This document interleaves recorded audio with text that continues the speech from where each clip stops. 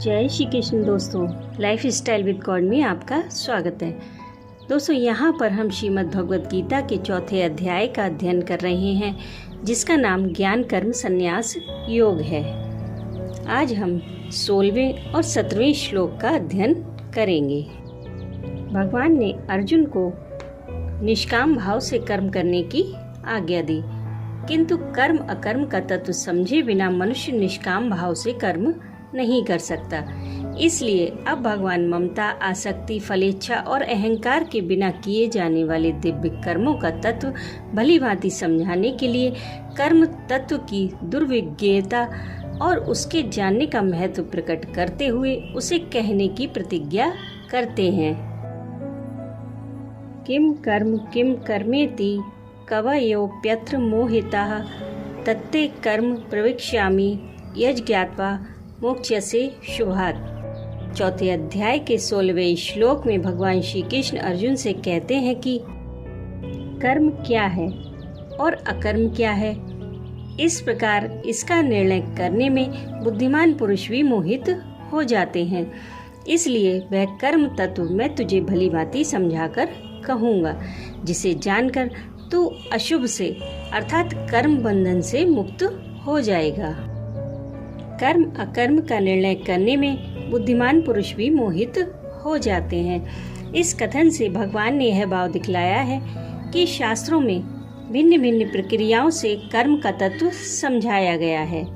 उसे देखकर सुनकर भी बुद्धि का इस प्रकार ठीक ठीक निर्णय न कर पाना कि अमुक भाव से की हुई अमुक क्रिया अथवा क्रिया का त्याग तो कर्म है और अमुक भाव से की हुई अमुक क्रिया या उसका त्याग अकर्म है, यही उनका कर्म अकर्म के निर्णय में मोहित हो जाना है। इस वाक्य में अपि का प्रयोग करके यह भाव दिखलाया गया है कि जब बड़े बड़े बुद्धिमान भी इस विषय में मोहित हो जाते हैं, ठीक ठीक निर्णय नहीं कर पाते, तब फिर साधारण मनुष्यों की तो बात ही क्या है। अतः कर्मों का तत्व बड़ा ही दुर्विज्ञेय है। अब मन में कई प्रश्न आते हैं कि यहाँ पर जिस कर्म तत्व का वर्णन करने की भगवान ने प्रतिज्ञा की है, उसका वर्णन इस अध्याय में कहाँ किया गया है। उसको तत्व से जानना क्या है और उसे जानकर कर्म बंधन से मुक्ति कैसे हो सकती है। उपयुक्त कर्म तत्व का वर्णन इस अध्याय में 18वें से 32वें श्लोक तक किया गया है। उस वर्णन से इस बात को ठीक ठीक समझ लेना कि किस भाव से किया हुआ कौन सा कर्म या कर्म का त्याग मनुष्य के पुनर्जन्म का हेतु बनता है और किस भाव से किया हुआ कौन सा कर्म या कर्म का त्याग मनुष्य के पुनर्जन्म रूप बंधन का हेतु ना बनकर मुक्ति का हेतु बनता है, यही उसे तत्व से जानना है। इस तत्व को समझने वाले मनुष्य द्वारा कोई भी ऐसा कर्म या कर्म का त्याग नहीं किया जा सकता जो कि बंधन का हेतु बन सके। उसके सभी कर्तव्य कर्म ममता, आसक्ति, फलेच्छा और अहंकार के बिना केवल भगवत प्राप्ति या फिर लोक संग्रह के लिए ही होते हैं। इस कारण उपयुक्त कर्म तत्व को जानकर मनुष्य कर्म बंधन से मुक्त हो जाता है। यहाँ पर स्वभावतः मनुष्य मान सकता है कि शास्त्र विहित करने योग्य कर्मों का नाम कर्म है और क्रियाओं का स्वरूप से त्याग कर देना ही अकर्म है। इसमें मोहित होने की कौन सी बात है और इन्हें जानना क्या है। किंतु इतना जान लेने मात्र से ही वास्तविक कर्म अकर्म का निर्णय नहीं हो सकता। कर्मों के तत्व को भलीभांति समझने की आवश्यकता होती है। इस भाव को स्पष्ट करने के लिए भगवान कहते हैं कि कर्मणो ह्यपि बोद्धव्यम च विकर्मणः अकर्मणश्च बोद्धव्यम गहना कर्मणो गतिः। चौथे अध्याय के 17वें श्लोक में भगवान श्री कृष्ण अर्जुन से कहते हैं कि कर्म का स्वरूप भी जानना चाहिए और अकर्म का स्वरूप भी जानना चाहिए तथा विकर्म का स्वरूप भी जानना चाहिए, क्योंकि कर्म की गति गहन है। कर्म का स्वरूप भी जानना चाहिए। इस कथन से भगवान ने यह भाव दिखलाया है कि साधारणतः मनुष्य यही जानते हैं कि शास्त्र विहित कर्तव्य कर्मों का नाम कर्म है, किंतु इतना जान लेने मात्र से कर्म का स्वरूप नहीं जाना जा सकता। क्योंकि उसके आचरण में भाव का भेद होने से उसके स्वरूप में भेद हो जाता है। अतः किस भाव से किस प्रकार की हुई कौन सी क्रिया का नाम कर्म है एवं किस स्थिति में और किस मनुष्य को कौन सा शास्त्र विहित कर्म किस प्रकार करना चाहिए, इस बात को शास्त्र के ज्ञाता महापुरुष ही ठीक ठीक जानते हैं।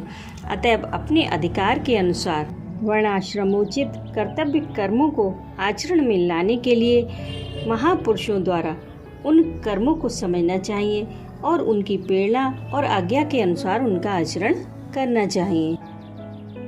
अकर्म का स्वरूप भी जानना चाहिए। इस कथन से भगवान ने यह भाव दिखलाया है कि साधारणतः मनुष्य यही समझते हैं कि मन, वाणी और शरीर द्वारा की जाने वाली क्रियाओं का स्वरूप से त्याग कर देना ही अकर्म यानी कर्मों से रहित होना है।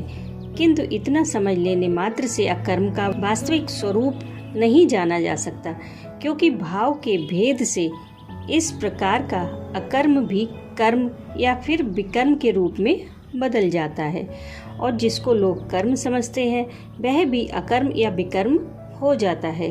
अतः किस भाव से और किस प्रकार की हुई कौन सी क्रिया या उसके त्याग का नाम अकर्म है एवं किस स्थिति में किस मनुष्य को किस प्रकार उसका आचरण करना चाहिए, इस बात को तत्वज्ञानी महापुरुष ही ठीक ठीक जान सकते हैं। अतः कर्म बंधन से मुक्त होने की इच्छा वाले मनुष्य को उन महापुरुषों से इस अकर्म का स्वरूप भी भली भांति समझकर उनके कथनानुसार साधन करना चाहिए।